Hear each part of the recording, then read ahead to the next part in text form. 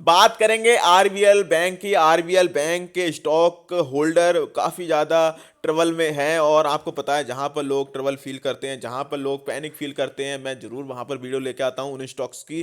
काफ़ी चीज़ें हमने डिस्कस की हैं आरबीएल बैंक के बारे में। आरबीएल बैंक में जिस दिन पहले दिन गिरने वाला था, मैंने उस दिन सुबह ही वीडियो बना दी थी कि भाई ये स्टॉक गिर जाएगा, टेलीग्राम पे बता दिया था, वीडियो पूरी डाल दी थी सुबह 8 बजे ही। फिर उसने आपने देखा होगा, जिसने वीडियो देखी होगी तो वो समझ ही गया होगा।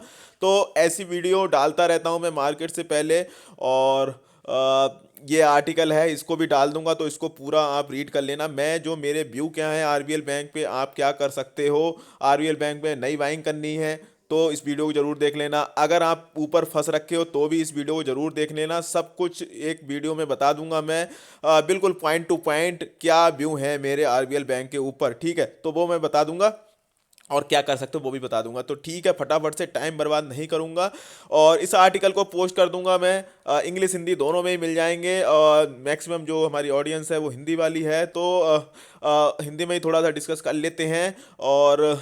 और क्या बाकी उनको भी डाल दूंगा टेलीग्राम चैनल पे, जाइए वहाँ पे मिल जाएंगे, तो वहाँ से जाके आप उनको भी पढ़ सकते हैं। कोई दिक्कत वाली बात नहीं है हमारे चैनल पे, सबके लिए सब बराबर है हमारे लिए। और ये कुछ ज़्यादा मुझे बताने की ज़रूरत नहीं है, पहले दिन ही मैंने बता दिया था कि भाई इनके जो सीईओ थे वो भाई भाग लिए थे।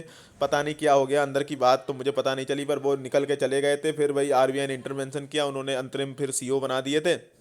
और उसी दिन मैंने आपको बताया था कि गिरावट हो सकती थी, तो भारी गिरावट हो गई थी। तो ये तो आपने देख लिया था कि जो चीज़ें जो पहले की हो गई, अब उनमें मैं टाइम बर्बाद नहीं करूंगा, ठीक है, ये तो हो गया, ठीक है। अब बात करेंगे आरबीआई ने हस्तक्षेप क्यों किया, आरबीआई ने भाई क्यों इंटरवेंशन किया इनके बीच में। तो ये भाई देख सकते हो आप, ये एक आर्टिकल है, तो आर्टिकल में यहाँ आप ये पढ़ सकते हो क्या है क्या चीज़ें हैं। तो ये है कि जो भाई 1949 की कोई है भाई बैंकिंग विनियमन अधिनियम है भाई, धारा 12। तो उसके तहत अंतरिम सीईओ की नियुक्ति के लिए हस्तक्षेप किया था, क्योंकि उन्हें लगा था कि बोर्ड मामलों में निकट समर्थन की आवश्यकता है। केंद्रीय बैंक ने यह भी स्पष्ट किया कि आरबीएल बैंक अच्छी तरीके से पूंजीकृत है और एक संतोषजनक वित्तीय स्थिति में है। और इसके अलावा मतलब इन्होंने ऐसी जो भी चीज़ें हैं वो कही थी, ठीक है भाई, चलो कोई बात नहीं, इस पर तो हम ज़्यादा जाएंगे नहीं। और इसके अलावा अब हम ये चीज़ देखेंगे कि भाई हाँ, मुश्किल में क्यों है आरबीएल में, हमें जो मेन फोकस है भाई हम वो चीज़ें देखेंगे। बाकी हमने क्या करना है भाई, क्या हुआ क्या नहीं उससे पहले, उसके बारे में हम ज़्यादा डीपली क्या करना जाके। तो ये भाई मुश्किल में इसलिए है, देख सकते हो कि आरबीआई बैंक की कार्रवाई जो तो हुई थी, आपको पता ही है कि भाई अंतरिम सीईओ उन्होंने भाई कर दिया। उसके बाद उसमें बोर्ड में भी अपने भाई एक मेंबर को दे दिया था। और इस ये जो पूरा घटनाक्रम हुआ, मैंने आपको बताया था कि अंदर की चीज़ें भाई पता नहीं चली। आरबीआई कभी भी ये डिस्क्लोज नहीं करती है कि भाई अंदर क्या हुआ, क्योंकि उन्हें जो बैंक के कस्टमर हैं उनको भी भरोसा दिलाना है। ऐसा नहीं भाई उनने डिस्क्लोज कर दिया कि भाई ऐसे ऐसी ये हो रखा है तो भाई भरोसा उठ जाएगा एकदम से, बैंकिंग हो सकता है भाई क्या हो जाए क्या नहीं हो जाए, तो स्ट्राइक्स हो सकती हैं, कुछ भी हो सकता है। इसलिए आरबीआई कभी भी खुलासा अंदर की चीज़ें करता नहीं, बस हाँ ये कह देता ऊपर ऊपर से, हाँ सब कुछ ठीक चला, कोई दिक्कत नहीं, हमने अपना हम आ गए हैं अब कोई बात दिक्कत वाली बात नहीं है, हम सब संभाल लेंगे, तो बस यही उनका कहना होता है। और ये चीज़ें देख देख सकते हो आप। एसेट क्वालिटी के मुद्दों को निश्चित रूप से बैंक अधिकारी अकाउंटिंग ट्रिक्स और अन्य अन्य माध्यमों से छिपा सकते हैं। इसके अलावा एक वित्तीय संस्थान में आरबीआई के हस्तक्षेप के बाद आमतौर पर संस्थान के बारे में अधिक अप्रिय तथ्य धीरे धीरे खुलने में सामने आते हैं। यस बैंक संकट के दौरान भी ऐसे हुआ था, और मैं भी यस बैंक को भी मैंने ट्रैक किया था, सेम उस समय भी मैंने ट्रैक किया था, तो उसमें भी इसी तरीके से धीरे धीरे एज परतें खुल के आई थी। एकदम से ऐसा नहीं पता चला था कि मैं ये हो गया वो हो गया। तो मैं ये आपको इसलिए बता रहा हूँ कि भाई क्या कर सकते हो आप। तो मैंने देखो ये मोटा मोटा क्या बता दिया, जो आपके लिए पूरा बता दिया, ठीक है। और इसके अलावा और थोड़ा सा ये बात कर लेते हैं, ठीक है।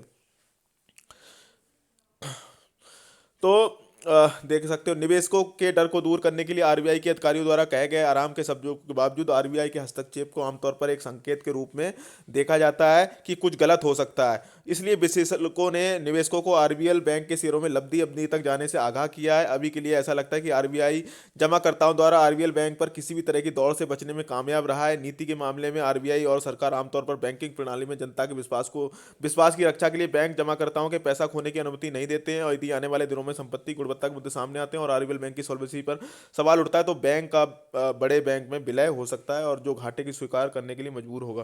तो ये देख सकते हैं उन्होंने कह रखा है कि भाई हो सकता है आगे मर्ज हो जाए किसी दूसरी बैंक में, पीएसयू में हो, अब जिसमें भी हो वो मुझे नहीं पता।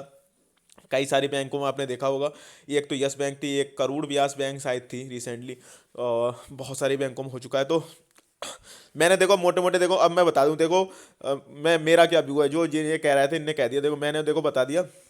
जो इनके जो सीईओ थे वो भाग गई है, ठीक है, फिर उसके बाद अंतरिम सीईओ बना दिया, आरबीआई आ गई, उन्होंने इंटरवेंशन किया बीच में। और फिर भाई अंदर की चीज़ें हमें फिर भी पता नहीं चली, क्या चल रहा है, क्या डिफॉल्ट हो रखे हैं, क्या कुछ नहीं पता चला, क्योंकि भरोसा भाई ऐसा नहीं कि बैंक को वो एकदम से ऐसे कह देंगे तो फिर बैंक पे भरोसा उठ जाएगा लोगों का। मतलब बहुत सारी चीज़ें होती हैं, फैक्टर होते हैं, इसलिए भाई वो ऐसे डिस्क्लोज करते नहीं है। तो हमें अंदर की चीज़ें नहीं पता तो भाई हम क्यों जाना, अब जब तक अंदर की चीज़ें निकल के नहीं आएंगी, तब तक कोई मामला क्लियर नहीं होता। तब तक मैं तो भाई बिल्कुल ही अवॉइड करना बोलूँगा आपको, कि अवॉइड कर सकते हो इस स्टॉक को, तो नई बाइंग वालों के लिए बिल्कुल अवॉइड है। अब थोड़ा सा चार्ट पे टेक्निकली और देख लेंगे। हाँ ये रहा आरबीएल बैंक। तो हो सकता है, ऐसा नहीं है कि, ऐसा नहीं है कि भाई ये स्टॉक अब ये यहाँ पे 127 पे गिर गया है तो अब ये बिल्कुल ही ऐसे गिरता गिरता चला जाएगा, ये पता कैसे गिरेगा। चलो चार्ट से बता देते हैं। यस बैंक के, ये देखो यस बैंक गिरा था, 150 तक आया था, 150 130 तक आया। ठीक है चलो, ये दिखा देते हैं, थोड़ा और जूम कर लेते हैं। ये जूम कर लिया, ठीक है। ये देखो 150 तक आया, 150 से नीचे आया 130, मतलब एक गिरावट में आया था 130 तक, उसके बाद फिर बाउंस बैक दिखाया 150 तक गए। तो भाई जिन लोगों ने खरीद रखा हो आरबीएल बैंक को 130 के आसपास, 135 140, तो एक बाउंस बैक आए कोई भी छोटा मोटा, 150 तक जाए, 140 50 तक, वो भी तो भाई वहां पे अपना प्रॉफिट बुक कर लेना, या पूरे पूरे भी निकल जाओ तो बेटर है। क्योंकि भाई हमें कंडीशन कोई पता नहीं आने वाले टाइम में क्या होने वाला है उसमें, आरबीएल बैंक के जब अंदर का पता ही नहीं तो फिर क्या करना, उसके बाद देखना होगा। फिर गिरा, फिर थोड़ा सा ऊपर आया, मतलब ऐसा नहीं है कोई भी कि बिल्कुल ऐसे सीधा गिरता चला जाएगा, गिरेगा फिर थोड़ा सा ऊपर आएगा, फिर गिरेगा, फिर ऊपर आया, फिर गिरा, फिर ऊपर, फिर गिरा, फिर ऊपर, फिर गिरा, फिर ऊपर।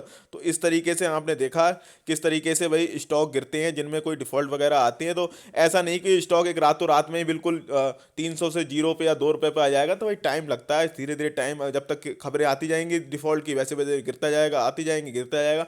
तो जब तक क्लियरिटी नहीं आती, नई एंट्री नहीं लेनी है। और जिन्होंने खरीद रखा है, मैंने आपको बता रखा, आप इस तरीके से कर सकते हैं, जब भी कोई बाउंस बैक एक आए तो वहां पे अपने भाई प्रॉफिट हो तो प्रॉफिट बुक कर लेना, नहीं तो भाई अपनी जमा पूंजी निकाल सकते हो, कोई दिक्कत वाली बात नहीं। अच्छे अच्छे स्टॉक पड़े हैं, आप वहां पर जाइए, वहां पर करिए, कोई दिक्कत वाली बात नहीं है, अच्छे टॉप बैंक अच्छे अच्छे पड़े हुए हैं। तो देखो मैंने अपने मोटे मोटे व्यू बता दिए हैं। मुझे लगता है, आशा करता हूँ कि काफ़ी सारे लोगों के जो डाउट हैं वो दूर हो गए होंगे।